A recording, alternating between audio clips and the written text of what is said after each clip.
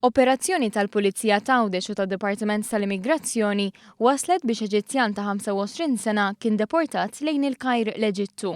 Fil-jiem li għaddew il-Pulizija wasletilhom informazzjoni li Hussein Hamada kienet jaġixxi b'mod perikolus ħafna f'diversi nħawi f'Għawdex fosthom f'Ajnsielem u f'Marsal Forn.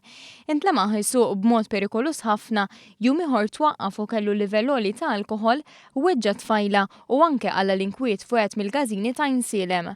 Hamada ma kellu l-ebda konnessjoni ma' Malta, ħlief li kien ġi Malta li x'missieru kien jaħdem f'pajjiżna. Dan ukollu missieru ma kienx għadu jgħix f'Malta.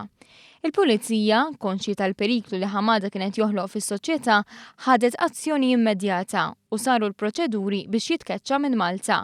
Il-Pulizija kienu qed jinformaw lill maġistrat ġew mifsud bl-iżviluppi fejn anki awtorizza biex passaport li kien ippreżentat fil-qorti tal-ġudikatura kriminali ikun rilaxxat.